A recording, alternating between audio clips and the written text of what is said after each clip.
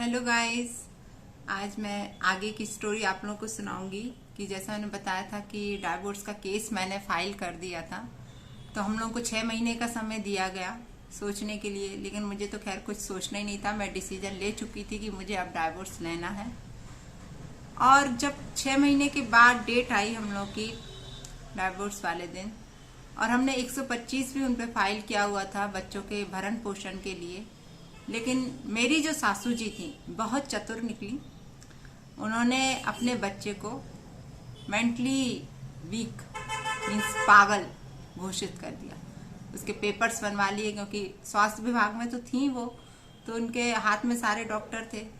तो सारे उनके कागज बनवा लिए कि ये तो पागल है और ये ना बच्चों को संभाल सकता है, ना कमाने लायक है और कुछ भी करने लायक नहीं है। मतलब उन्हें अपने बच्चे को सिर्फ पैसा ना देना पड़े हमको, ना हम और हमारे बच्चों को, उसके लिए इन्होंने इतना बड़ा गेम खेला। खुद के बच्चे को पागल कर घोषित कर दिया। और उस दिन भी ये ऐसी कंडीशन में आए जैसे कोई भिखारी नहीं खड़ा रहता है, ऐसे ये मजिस्ट्रेट के सामने खड़े हुए थे।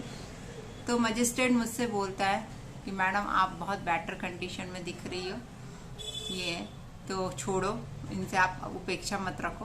तो मैंने ये भी कहा कि मैंने 10 लाख रुपए मकान में लगाए हैं, वो तो मुझे रिटर्न करो।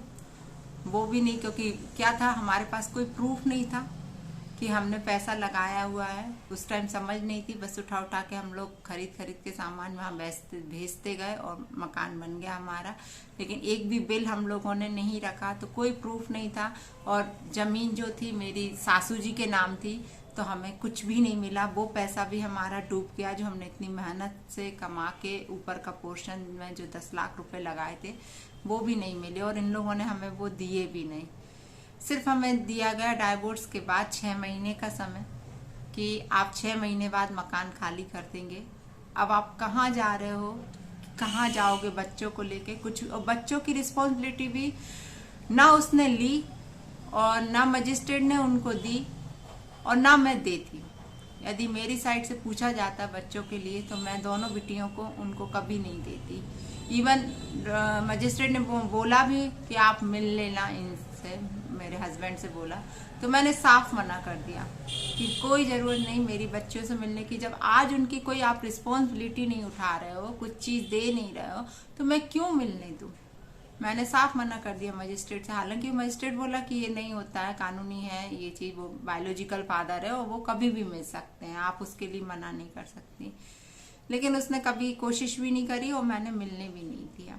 एक बीच में जरूर 2-3 बार राधिका को लगा, क्योंकि राधिका उनके साथ रही है तो उन्हें थोड़ा अटैचमेंट रहा है अपने फादर से, तो उनको बीच में लगा तो वो बिना बताए हमसे चली गई हैं उनसे मिलने। तो फिर मैंने उसे डांटा भी नहीं कि ठीक है बच्ची है, लगता है क्योंकि पापा हैं उसके ये। लेकिन उसने बच्चों के लिए कभी कुछ भी नहीं किया, कुछ भी नहीं। इवन मेरी मदर इन लॉ ने भी कभी कुछ नहीं किया। मैं 6 महीने तक का वेट कर रही थी, उसके बाद मुझे खुद नहीं पता था कि अब मैं कहाँ जाऊंगी दोनों बच्चियों को लेके। इस बीच मेरे मदर फादर को जब सब पता चला तो उन्होंने डिसाइड किया कि ऐसा करते हैं कि तुम्हारी दूसरी शादी कर देते हैं, ऐसा बोले। तो मैं भी राजी हुई। मेरी एक फ्रेंड ने भी मुझे सलाह दी थी कि दीदी अभी आप में क्या कमी है, आप दूसरी शादी कर सकती हो। और दूसरी शादी करने का सिर्फ मेरा एक उद्देश्य था कि हो सकता है मेरे बच्चों को अच्छे पेरेंट मिल जाए, अच्छा मतलब सब कुछ मिल जाए, अच्छी एजुकेशन मिल जाए, क्योंकि जो मैं नहीं दे पा रही थी हो सकता है कि मतलब कोई अच्छा मिल जाएगा तो मेरे बच्चों की केयर करेगा। क्योंकि मेरा खुद का उसमें कोई उद्देश्य नहीं था दूसरी शादी करने में, क्योंकि मैं एक शादी से इतनी थक चुकी थी कि मेरा मन भी नहीं था कि मैं दूसरी शादी करूं। फिर घर में प्लानिंग हुई, 6 महीने वहाँ हो चुके थे, मकान खाली करना पड़ा। मकान खाली करके मैं अपने भाई के घर आ गई, क्योंकि यहाँ मम्मी पापा रहते, 2 मकान है हम लोग के, मतलब मेरे मायके में जहाँ मेरा भाई रहता है और मेन मार्केट में मेरे मम्मी पापा रहते हैं जहाँ हमारी शॉप है मेरे पापा की। तो मैं भैया बोलने लगे कि थोड़ा सा ही तो टाइम है, फिर शादी कर देंगे, जब तक तुम हमारे पास आके रह लो। उनका बड़ा मकान है तो वहाँ ऊपर वाले पोर्शन में मैं मेरी दोनों बेटियां रहने लगी। अच्छा, मैं इतनी डिस्टर्ब हो चुकी थी इन सब चीज़ों से, तो मेरे मन में मतलब ना मेरा मन जॉब में लग रहा था, किसी काम में नहीं लग रहा था, क्योंकि ऐसा लग रहा था कि अब क्या बचा है, कुछ भी नहीं है लाइफ में ये। तो मैंने फिर जब बात चली मैट्रिमोनियल पे, मेरी प्रोफाइल बनाई गई डाइवोर्सी मैट्रिमोनियल पे, वहाँ से काफ़ी लड़कों को देखा, सब बातचीत करके, लेकिन मुझे किसी का कुछ भी समझ में नहीं आता था। लोग मुझे देख के हाँ कर देते थे कि अरे अच्छी हैं, सब है, बढ़िया है, लेकिन बच्चियों को देख के कई लोगों के मन में आया। और फिर मुझे ये डाउट लगता था कि यदि मतलब आज कोई कैसे मैं किसी पे बिलीव कर सकूं, ऐसा ना हो कि मेरी बच्चियां, बड़ी बच्ची मेरी 10 एक साल की हो गई थी, हाँ तब की बात, क्योंकि 2017 में मेरा हुआ था डाइवोर्स, तब की बात है। तो मुझे ये लगता था ऐसा ना हो कि मुझे छोड़ के मेरी बच्चियों पे नजर रखने लगे कोई। तो ये दिमाग में हमेशा से रहा मेरा। तो मैं मतलब सिर्फ ये देखना चाह रही थी कि मेरे को छोड़ कोई मेरी बच्चियों से प्यार करे, उनको पेरेंट्स मतलब उनको पापा की तरह, मतलब बच्चियों की तरह, खुद की बच्चियों की तरह ट्रीट करे। तो मैं ऐसे इंसान से शादी करूंगी, और जो वेल मेंटेन हो, मतलब घर परिवार से भी अच्छा हो और अच्छी जॉब में हो, ताकि मतलब मैं अपना सर ऊंचा करके चल सकूं, जो अभी तक मैं नहीं कर पाई थी, क्योंकि सब यही बोलते थे इनके हस्बैंड कुछ भी नहीं करते हैं। तो बस ये सब चीजें मैंने देखना शुरू करी। तो एक प्रोफाइल मेरे सामने आई, खुद को उसने रॉ का बंदा बताया, खूब अच्छे घर का बताया, पेरेंट्स को यूएसए वगैरह में बताया कि कनाडा में रहते हैं, ये एक बहन बताई उसने। तो और बच्चियों के लिए खास तौर से वो डिवोटी होने लगा, उसकी बातों से लगता था मुझे। हम लोगों ने करीब थोड़े टाइम बात करी, सब अच्छा लगने लगा मुझे कि हो सकता है ये पर्सन ज़्यादा अच्छा है। और वो बातों में इतने चालाक थे कि मतलब मेरे मदर फादर से भी बात करे, मेरे भाई से भी बात करे, सबको बहुत इम्प्रेस हो गए उनकी बातों से। हमको भी ऐसा लगा कि यार मेरे से ज्यादा राधिका मिष्टी पे ज्यादा बात कर रहे हैं, तो ये इंसान सही है और अकेला भी है, और अभी तक शादी भी नहीं हुई, ऐसा उन्होंने बताया था कि मैं अनमैरिड हूँ, क्योंकि मैं जिस जॉब में हूँ वहां पे ये सब अभी अलाउ नहीं रहता। अब हम लोग छोटी सी जगह से बिलोंग करते हैं गाइस, तो हमें इतनी कोई जानकारी नहीं थी, इतना हम लोग बाहर निकले नहीं है, तो ना मेरे भाई को ना कुछ, उनने जो बताया उसको सच मान लिया हम लोगों ने। और बस ऐसा लगा कि क्योंकि वो बातों में इतने उलझा दिए थे हम लोगों को कि हमें सब सही लगने लगा था उस टाइम पे। तो वो बंदा हमारे पास आया, 2018 की बात है, 18-19 की। और मतलब इस बीच हम लोग 5-6 महीने बात कर चुके थे उसके पहले ये। तो बोला कि शादी के लिए, तो हम लोगों ने यहाँ गायत्री मंदिर से शादी करी। अच्छा, गलती हो गई कि हम लोगों ने जाके वहाँ सर्च नहीं किया कि जहाँ हमें रहना है, खुद को बॉम्बे का बताया था, तो एक बार जा, क्योंकि जब भी सर्च करने की बात आती थी वो बंदा यही बोलता था कि मैं मिशन पे हूँ अभी, कि मुझे गवर्नमेंट की तरफ से मिशन पे भेजा गया है। तो ये नहीं हो पाया कि हम लोग जाके सर्च कर पाते। तो वो आया यहाँ विदिशा, और गायत्री मंदिर से हम लोगों की शादी हुई।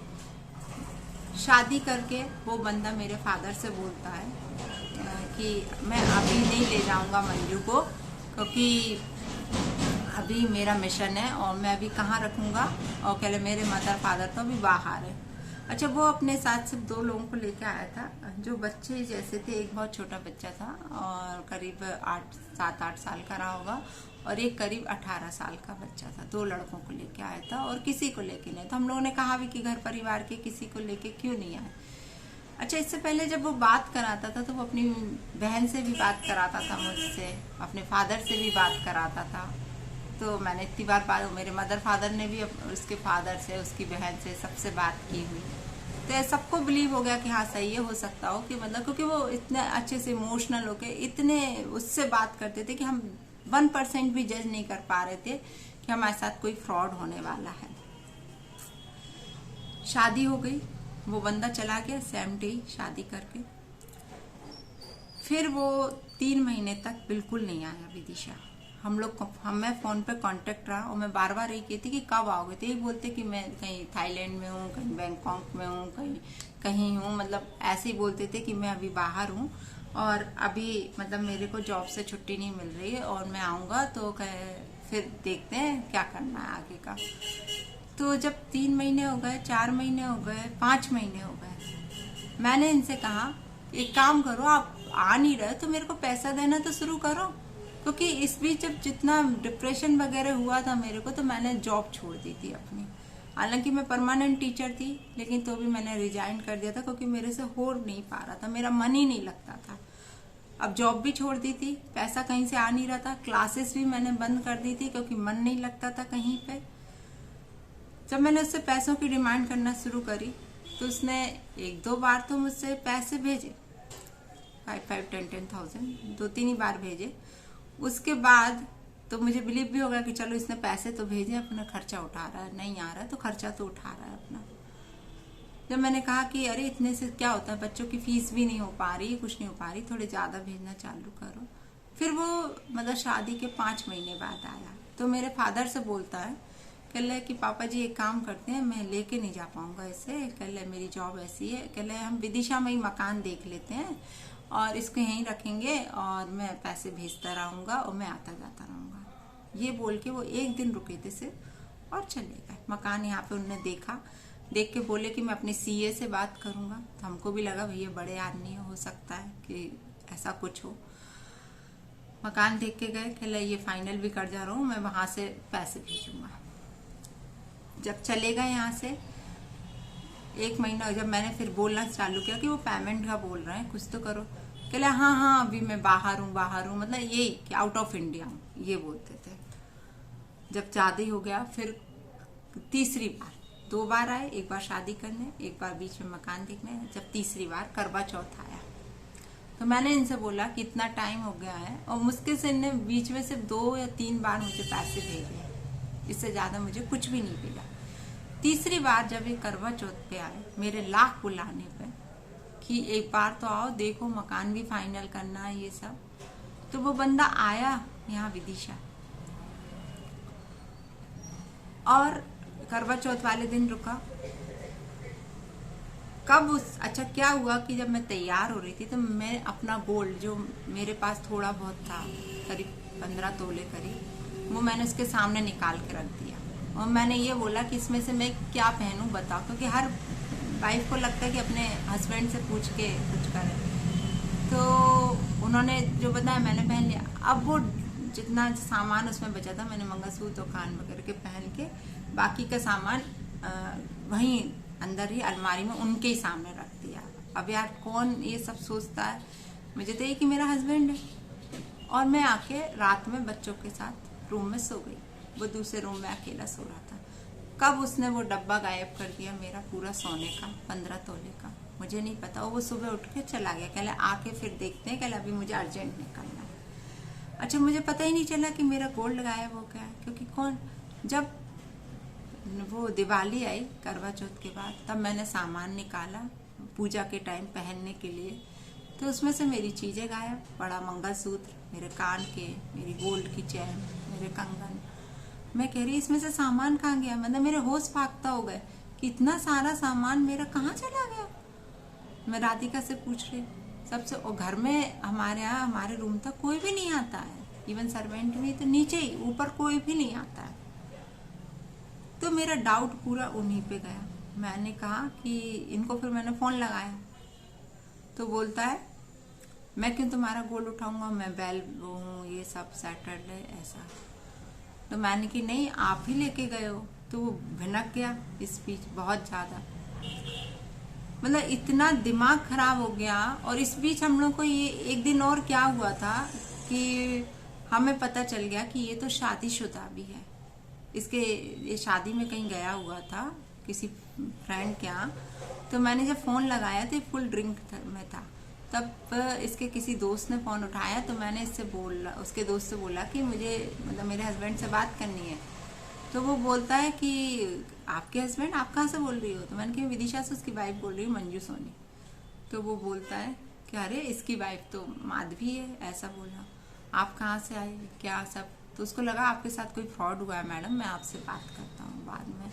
फिर उसने थोड़ी देर बाद उस बंदे ने मुझे कॉल किया मेरे नंबर पे, और उसने जो कुछ बताया मेरे को, तो मेरे पैरों के तले से जमीन खिसक गई। मैं सर पकड़ के अपना बैठ गई कि अब शायद मेरे साथ और बुरा हो गया। मतलब कुएं से निकल के मैं खाई में गिर चुकी हूँ। अब मैं कहीं नहीं, किसी लायक नहीं रही। ये इवन मैंने सुसाइड तक का सोच लिया, क्योंकि उस बंदे ने जो जो चीज़ बताई थी तो मुझे लग रहा था अब मेरी ज़िंदगी बेकार है। मैं कैसे दुनिया को फेस करूँगी, अब कैसे बताऊँगी कि दोबारा मेरे साथ क्या हो गया है, कितनी बड़ी घटना मेरे साथ घटित हुई है, घर वालों को मैं कैसे बताऊं। मतलब कुछ समझ नहीं आ रहा था। मैंने उस बंदे को कॉल किया, फिर उससे बोला कि तुमने इतना बड़ा धोखा मुझे क्यों दिया, जब तुम पहले से शादीशुदा हो, तुम्हारे दो बच्चे हैं, उन 2 बच्चों को ही लेके तुम विदिशा आए थे। तो वो बोलता है, मतलब उसने एक्सेप्ट नहीं करी ये सब बातें। मैंने कि विद प्रूफ मेरे पास पूरा सब कुछ है, और तुम शादीशुदा हो, तुमने क्यों किया, मैं ये शादी तो कोई मानने भी नहीं रखती। तो बोलता कि मेरे से गलती हो गई, मैं तो तुमसे प्यार करने लगा था, ये वो दुनिया बच्चों से प्यार हो गया था। मैंने कि ऐसा नहीं होता, जब आपकी एक पहले से वाइफ है तो आपको मेरे साथ ये सब करना ही नहीं था, आपको शादी ही नहीं करनी थी मेरे से। ये अच्छा रहा कि बस वो 3 बार ही आया, और मतलब बहुत भगवान की कृपा रही कि हम उसके साथ नहीं गए, ना हमारे पेरेंट्स ने भेजा और ना वो ले जा गया। क्या पता वो कहाँ ले जाता, कहाँ बेचता हमें। हमारे फादर यही बोलते थे कि अच्छा रहा भगवान ने तुम तीनों को बचा लिया, क्योंकि वो इतने वैसे परिवार से है कि वो निकला कौन, ये ड्राइवर होते हैं ना, उस टाइप का काम करने वाला एक शोरूम में। और उसकी वाइफ जो है, जो बहन बनती थी, जो बहन बन के मुझसे कॉल पे बात करती थी, वो उसकी वाइफ थी। और वो फादर भी वो खुद ही बनता था, वॉइस चेंज करके वो मुझसे बात करता था खुद ही। तो मतलब इतना बड़ा हमें मैट्रिमोनियल साइड से धोखा मिला। लेकिन क्या करते हम लोग, चुप रहेगा, क्योंकि छोटी जगह से फादर से बोलो या भाई से बोलो तो अब भी क्या होगा। तो मैं उससे कहा कि अब जो कुछ हो गया तुम वहीं रहो, अब मेरी लाइफ में तुम मेरा गोल्ड भी उठा के ले गए, अब मेरी लाइफ में दखल करने की ज़रूरत नहीं है, और ना है आने की ज़रूरत है। मैंने उससे ये बोल दिया। लेकिन वो बंदे ने मुझे इस कदर परेशान करना चालू कर दिया कि सोशल मीडिया पे जा जाके मेरी गंदी आईडी बनाना, उन्हें फोन साइट पे डाल देना, और दूसरा मेरा नंबर वहाँ पे डाल दिया तो गंदे लोग के कॉल आने लगे। मतलब मैं इतना डिप्रेस्ड हो गई थी कि मुझे समझ नहीं आता था कि ऐसा लगता था दोनों बच्चियों को जहर दे दो और खुद भी जहर खा लो और मर जाओ, क्योंकि मेरे भाग में मुझे समझ में आ गया था कि हस्बैंड का सुख अब नहीं है मेरी लाइफ में, इसलिए अब मुझे ये सब चक्करों में कभी लाइफ में नहीं पड़ना है। बहुत दिमाग खराब रहने लगा था मेरा।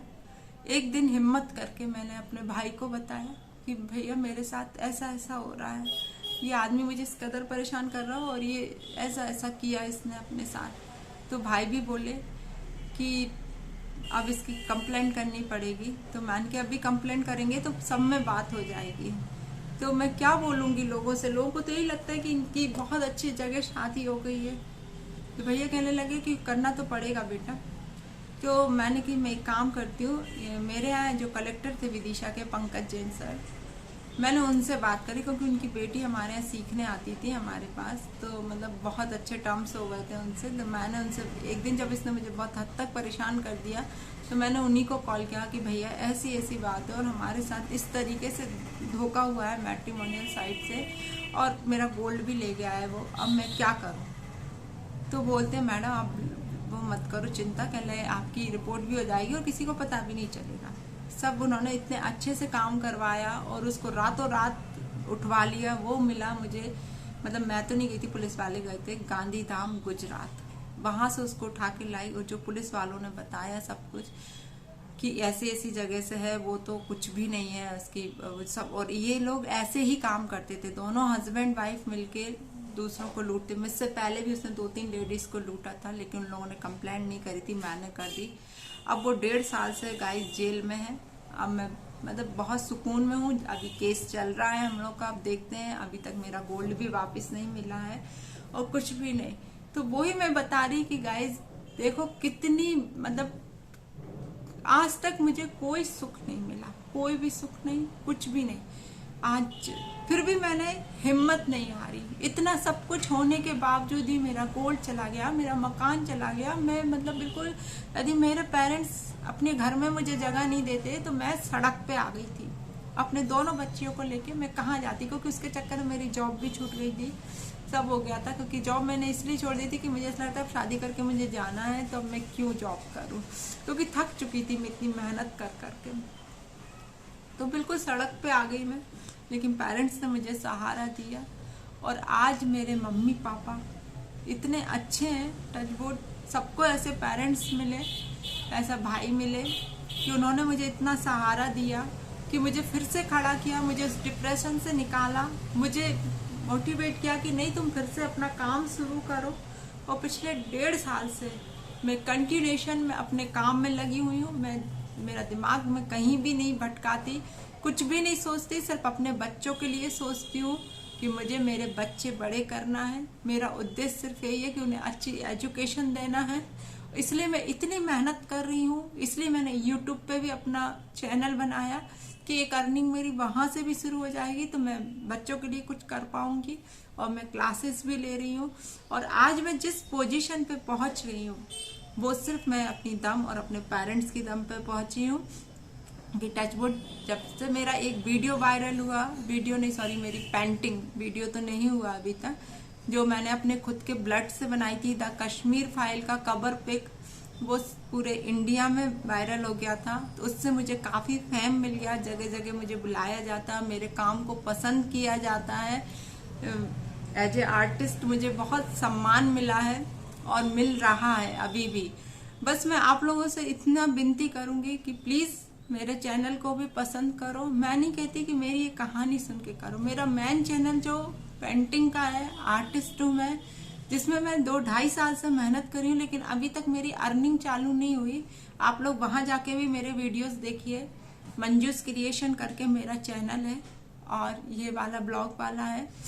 मैं कभी अपनी पर्सनल लाइफ खोलना नहीं चाहती थी, कई लोगों ने लेकिन मुझे बोला कि मैम आप बताओ आपके साथ क्या घटना घटी है, ताकि दूसरे लोग उससे सीखें कि वो लोग इस तरीके से कभी ना फंसें।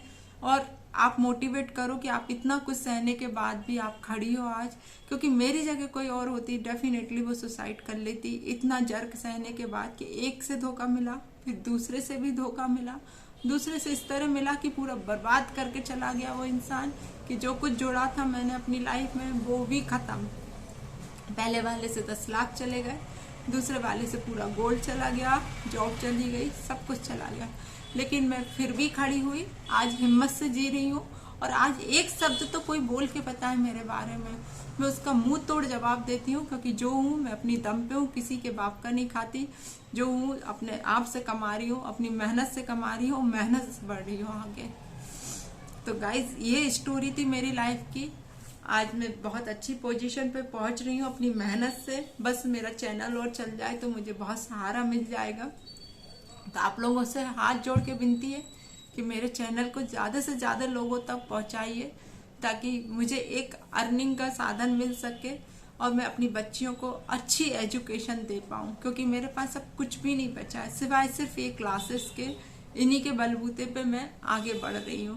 क्योंकि मुझे अब कुछ भी नहीं सोचना। कोई मेरे से बोलता भी है ना कि शादी का, तो मुझे इतनी घिन छूटती है कि नहीं, मुझे अब ये सब किसी चीज़ में नहीं पड़ना। क्योंकि सिवाय धोखे के लाइफ में कुछ भी नहीं है।